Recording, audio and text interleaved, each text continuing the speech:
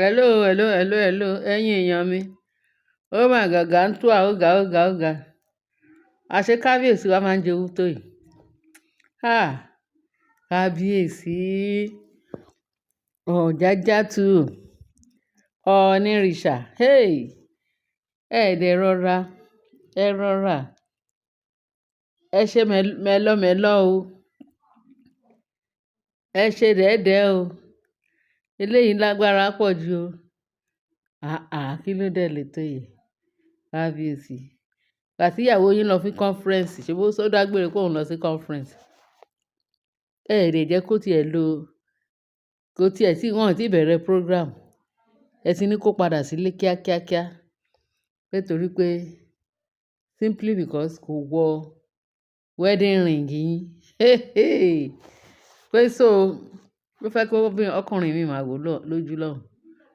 Àbí wọn kò fẹ́ kán pè ní so wá ti wọ kò yẹ kó gùn. Báwo ni wọ́n tiẹ̀ ṣe ń sọ?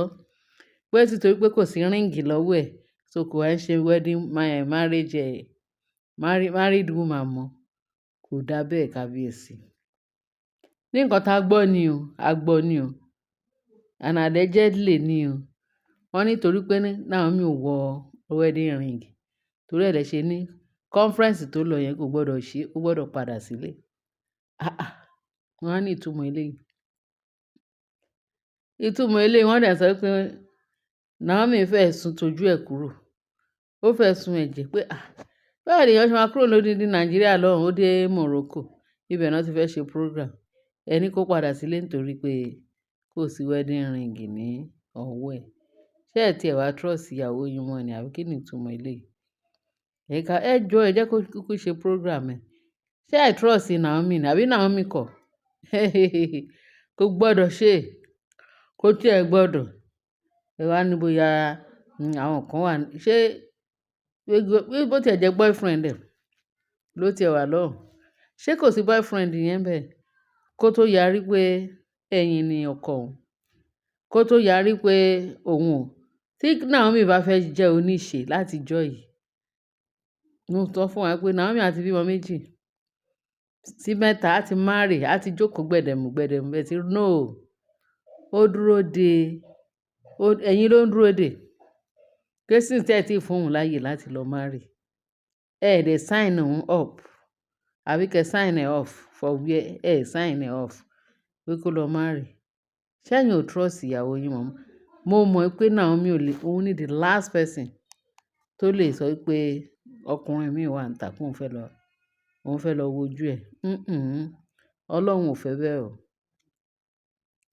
Tó bá jẹ́ pé ẹ mọ iṣẹ́ tí Naomi gbà yẹn, ẹ mọ̀ pé ẹni tó ń ṣe irú iṣẹ́ bẹ́ẹ̀ yẹn, ó gbọdọ̀ fi ọwọ́ pa idà Ọlọ́run lójú. Torí bí Naomi ṣe wà yẹn, ẹni àmì òróró Ọlọ́run ni o. Kò dẹ̀ gbọdọ̀ dẹ́ṣẹ̀. Ṣé rí ẹ̀ṣẹ̀ tó wà lè kú jù tí mo bẹ̀rù jù? Ẹ̀ṣẹ̀ àgbèrè. Lóòótọ́ gbogbo ẹ̀ṣẹ̀ lẹ̀ṣẹ̀ o.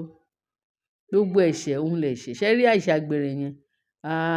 Ó máa ń lé anointing kúrò lára èèyàn. Tí anointing bá wà lára èèyàn, tí èèyàn bá ti tọ́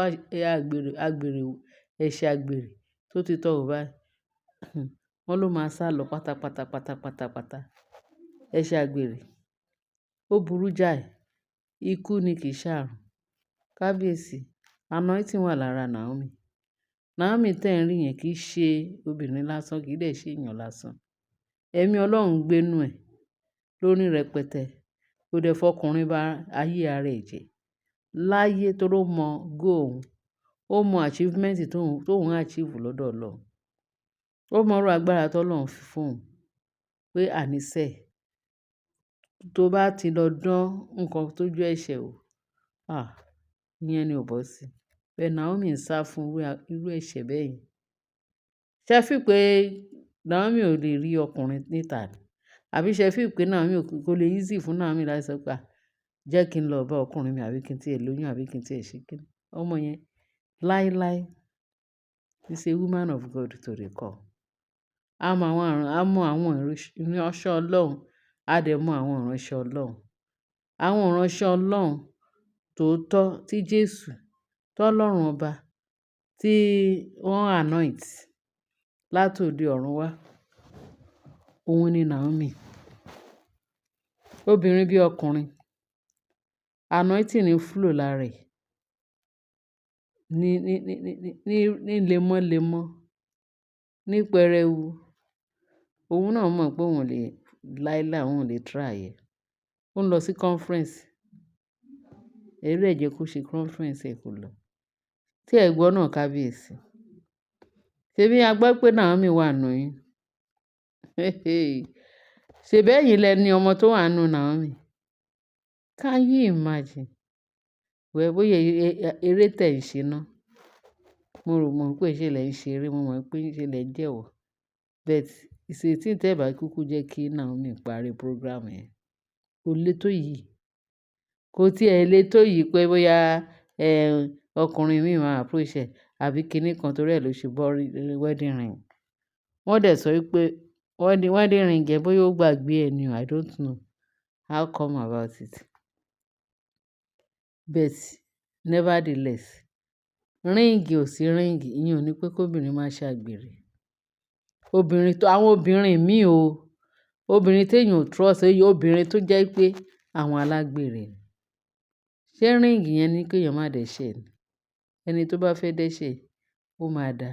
Ẹni tí ò bá dẹ̀ fẹ́ dẹ́ṣẹ̀, ó wọ ring láti èní títí kó má wọ ring kò ní dẹ́ṣẹ̀.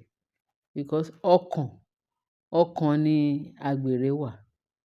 Ọkàn dẹ̀ tún ni kí èèyàn má ṣàgbèrè. Kábíyèsí, a mọ̀ pé ń jowú. Gbogbo owú tẹ̀ ń jẹ yẹn náà, ẹ jẹ́ tètè wẹ ọwọ́ ẹ̀ sílẹ̀ díẹ̀díẹ̀. Torí Naomi, nǹkan tí ẹ ń rò sí Naomi, ẹ má rò bẹ́ẹ̀ mọ́ o. Ẹ má rò bẹ́ẹ̀ mọ́ o. Gbogbo àwọn olólùfẹ́ Naomi máa bá yín jà o kábíyèsí. Wọ́n máa bá yín jà gidi gan.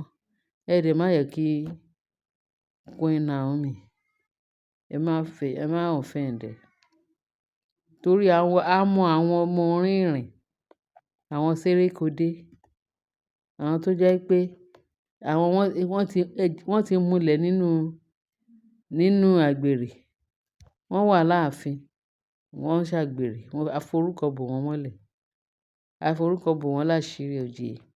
Torí a gbọ́ pé wọ́n wà láàfin gan. Wọ́n wà lọ́dọ̀ kábíyèsí, àwọn ọkùnrin wá ń bá wọn sùn láàfin. Èèwọ̀, ẹ jẹ́ ká tutọ́ nǹkan burúkú dànù. Ẹ̀yin èèyàn wa, kì í má ṣe kékeré. Gbogbo èyí tí kábíyèsí ṣe yẹn, kábíyèsí, ẹ lọ ṣọ́ra yín o. Ẹ ṣọ́ra yín o, a fẹ́ rú ẹ o. Ẹ má ṣe bẹ́ẹ̀. Àmàlà tí ò lọ bẹ́ẹ̀ nìyẹn o. Ẹ má gbé yẹn wá o. Ẹ fi Naomi wá sílẹ̀ o. Gbogbo èyí tẹ́ ń rò yẹn kì í ṣe ti Naomi o. God forbid. Ọmọ Ọlọ́run tó tọ́ o. Ọmọ Ọlọ́run tó yege ni o. Òun ni o. Ọmọ yẹn dẹ̀ ti ń bẹ ẹ̀yin kábíyèsí ẹ̀ẹ́dẹ̀jọ. Ẹ jẹ́ kó parí program ẹ̀. Ẹ̀yin èèyàn wa, a mọ̀ pé gbogbo èyí tí kábíyèsí yẹn ń ṣe, gbogbo ẹ̀ náà eré náà ni. Kábíyèsí o. Ẹ ṣé o. Ẹ ṣé o. Mo mọ̀ pé ń jowú. Ẹ tó owú jíjẹ náà, ẹ nífẹ̀ẹ́ ìfẹ́ náà ni. Tí ìfẹ́ bá ti pọ̀ lápọ̀jù, ó máa ń ṣe èèyàn bákan bákan. Bẹ́ẹ̀ ni ẹ̀yin èèyàn mi, ẹ ṣé o, ẹ̀yin èèyàn mi tó sẹ́lẹ̀ńkẹ́jọ. Tí ẹ ní làákàyè, ẹ bá mi fi tó kù sí comment section. Kẹ́ ẹ dẹ̀ bá mi share, kẹ́ ẹ bá mi like, kẹ́ ẹ dẹ̀ bá mi subscribe. Ẹ ṣé gan bẹ́ẹ̀ ṣe ń tẹ́tí sí wa. A dúpẹ́ o. Ààbò Ọlọ́run á dájú lórí wa o. Jésù Olúwa wa. Àmín.